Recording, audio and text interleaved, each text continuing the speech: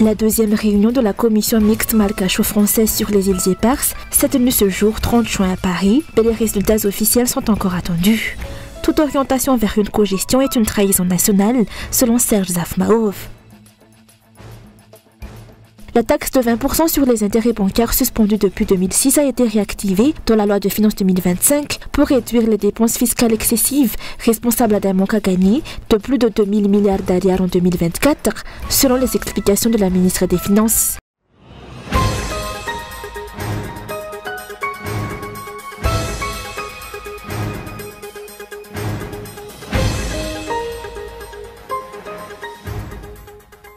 La deuxième réunion de la commission mixte malgacho-française sur les îles Éparses s'est tenue ce 30 juin à Paris. Les résultats et les rapports officiels de cette rencontre sont encore attendus. En attendant, les commentaires se multiplient dans les médias et sur les réseaux sociaux. Certains avancent déjà que les discussions s'orientent vers une cogestion, une position évoquée par le président français lors de sa visite à Madagascar en avril dernier et relayée par les propos d'André Tuil. Serge Zafmaov, analyste politique, qualifie de traître à la patrie ceux qui accepteraient une telle option.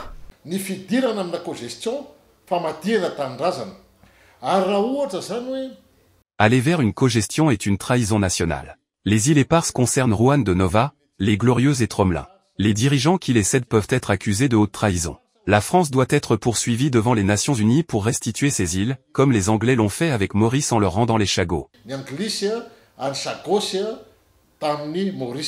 Pour lui, la priorité absolue de la délégation malgache devrait être la revendication claire de la souveraineté de Madagascar sur ces îles. Ce n'est qu'une fois cette souveraineté reconnue que des discussions sur la gestion future pourraient être envisagées.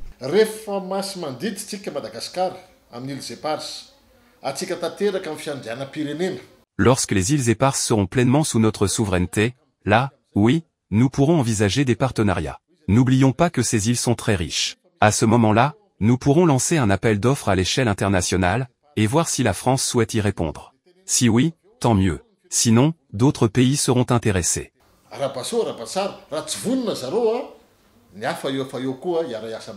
L'histoire, les archives et les résolutions des Nations Unies, notamment celle de 1979, confirment sans ambiguïté que les îles Éparses font partie intégrante du territoire malgache. Les regards sont donc tournés vers Paris, dans l'attente d'une issue claire, avancée, recul ou simple statu quo. Si les questions restent en suspens, une troisième rencontre sur les îles Éparses pourrait être nécessaire.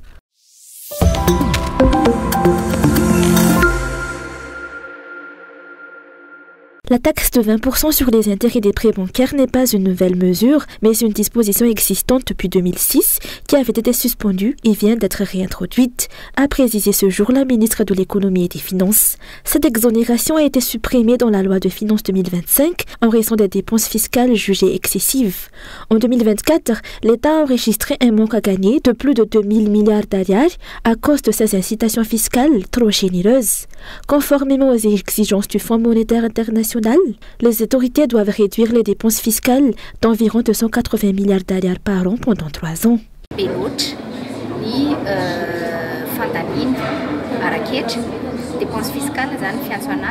Il y a trop de dépenses fiscales dues aux incitations.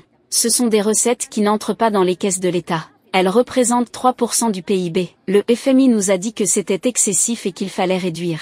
Nous devons baisser de 280 milliards chaque année. Cela signifie que des exonérations fiscales seront supprimées chaque année, c'est une condition du programme FEC.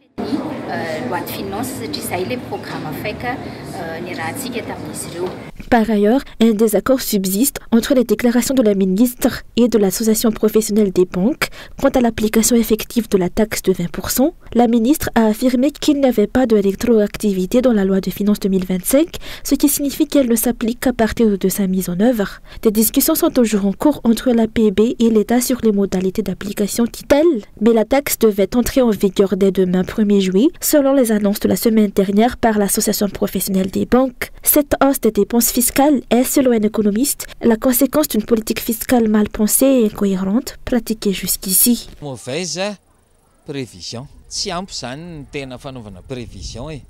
Misy calcul rehefa mametraka loi de finances zany anatin'ny CD. Mauvaise prévision, manque de rigueur.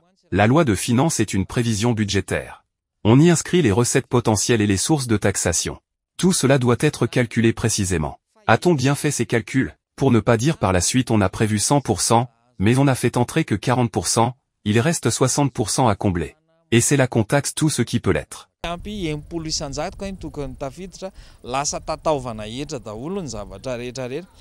Cette taxe de 20% sur les intérêts bancaires pourrait freiner les projets d'investissement de nombreuses entreprises et porteurs de projets. Malgré les incitations des banques à emprunter, elle risque d'impacter la création d'emplois et de ralentir la croissance. La population modeste, quant à elle, continue de subir les conséquences d'une gestion publique inefficace, dictée en grande partie par les créanciers internationaux. Le déficit budgétaire pousse le FMI à intervenir pour s'assurer que l'État malgache soit en capacité de rembourser ses dettes.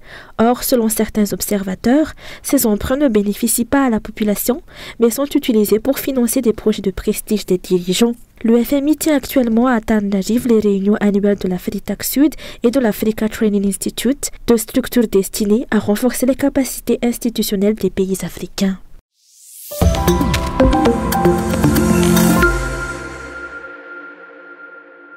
L'examen national du BEPC pour l'année scolaire 2024-2025 a officiellement débuté ce lundi et se poursuivra jusqu'à jeudi sur l'ensemble du territoire. Dans les centres visités ce jour, les épreuves ont démarré comme prévu, à l'heure selon les responsables. Environ 3000 élèves sont inscrits à cet examen, répartis dans 1072 centres et près de 9000 salles à travers Madagascar. À Tananarive, environ 3000 candidats étaient attendus, mais 131 ne se sont pas présentés. Un candidat a été victime d'un malaise sur place et n'a pas pu composer.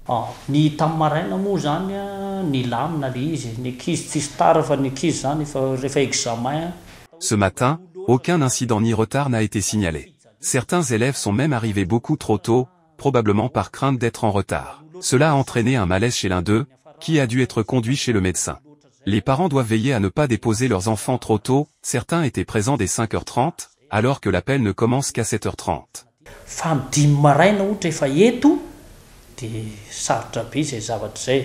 Concernant les filières, l'option A reste la plus choisie avec environ 160 000 candidats contre 150 000 pour l'option B. D'après les premières constatations, de nombreux élèves restent peu à l'aise avec les matières scientifiques. Dans l'ensemble, les épreuves se sont déroulées sans incident majeur dans la majorité des centres de la capitale.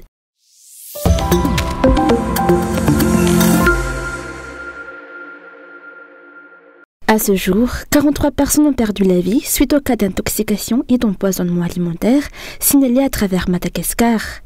Plus d'une dizaine de patients sont toujours dans un état critique et suivent un traitement médical. Pourtant, plus de 15 jours après les premiers incidents, aucune déclaration claire n'a été faite par les autorités pour expliquer la situation ou en identifier les causes réelles. Alors que des vies humaines sont en jeu, les informations contradictoires qui circulent dans les médias et sur les réseaux sociaux ne font qu'accentuer la confusion et l'inquiétude de la population.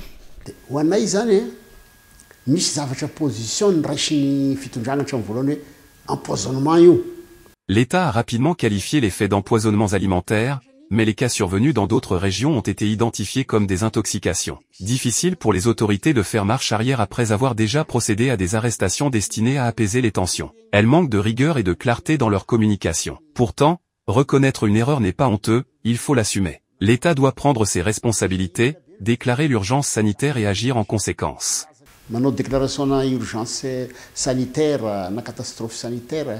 Cette inertie interroge. Les autorités cherchent-elles à protéger ou dissimuler quelque chose? Cette absence de transparence nourrit les soupçons. Des rumeurs persistantes évoquent la présence sur le marché de produits de consommation courante périmés ou impropres à la consommation, sans que des contrôles systématiques ni des sanctions exemplaires soient engagés.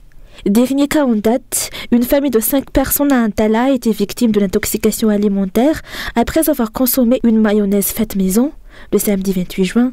4 d'entre eux ont été hospitalisés à Antala, tandis que le 5e a été pris en charge à Sambave, son lieu de travail. À ce jour, aucune garantie de sécurité ni explication officielle n'a été donnée, aucune mesure ferme n'a été prise, hormis quelques saisies et destructions de produits. Cette gestion floue et tardive de la crise révèle une déconnexion inquiétante entre les autorités et la population et met en lumière une négligence grave dans la protection de la santé publique.